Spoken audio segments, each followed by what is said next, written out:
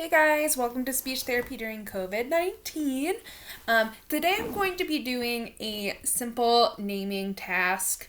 It might be a little more difficult depending on what components you might do at home with your child. What we're going to talk about today is the earth. So here's my earth, and we're also going to be just talking about different animals, and I have my little pile of felt animals. A lot of my students have used this tool with me in speech therapy to help with remembering what animals' names are and maybe where they live. So first off, I have my world here, and how we can help boost language skills and speech skills with this is first and foremost naming countries. If you want to make it even more simple, more easy, identifying what is land and what is water. And this kind of also plays into some science curriculum. This is a little floppy because it's felt. But, so we have, all the different countries here.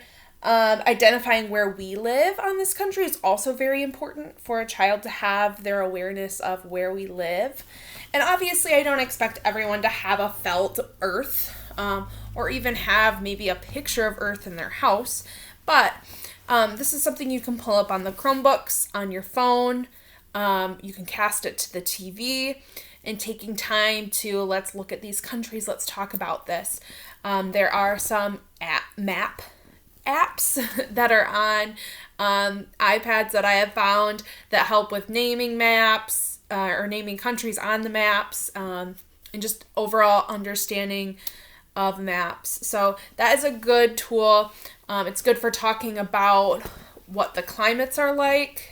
Maps are good for talking about climates. So like we know Antarctica is really cold. Africa, it's a safari. There's desert, so it's hot. North America, we can talk about what climate or what weather we have where we live and how maybe in the south part of North America, it's a lot hotter because we're closer to the equator. So lots of different things you can put into there, and just explaining to your child what you know about the earth. That to them would probably be a big help. So, another thing is taking animals and putting where they might live on the earth. I do this activity a lot. So when so I have all my animals here. I wish I had a camera that was like a dot cam because that would make things a lot easier someday. But so here we have a moose. And if a child didn't know where it belonged, I would explain. They typically live in North America, in Canada. We might talk about what sound certain things might make. Now, a moose, we don't really talk about the sound that a moose makes. Maybe a lion, we would say roar. It lives in Africa in the safari. Elephant, monkey. So I'm going to show a couple animals, little, simple ones that your child would probably be able to name. And I'm just going to silently go through each one. And have them practice naming them. And then I'm going to take a couple animals that are a little more difficult and talk about them. So give me 1 second. I'm just getting everything over here. Putting the things we talked about away so they're not in my way. So what animal is this?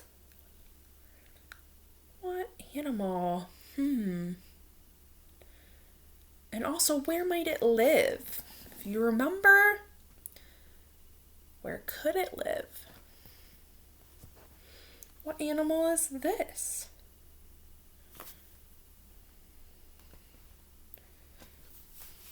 And where could that one live? What about this animal? And where could it live? How about this animal? And where does it live? What's some other details we know about this animal just from looking at my simple little picture? What's this animal?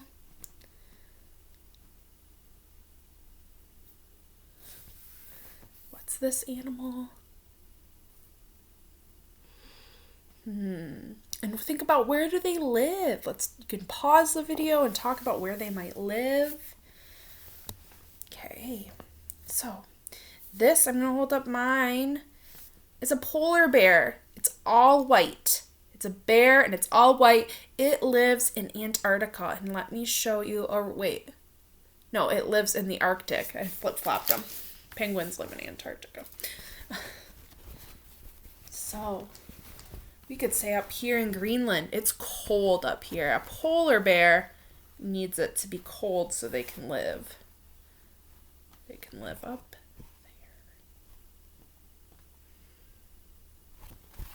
So. An eagle. An eagle is a bird. It's a very big bird.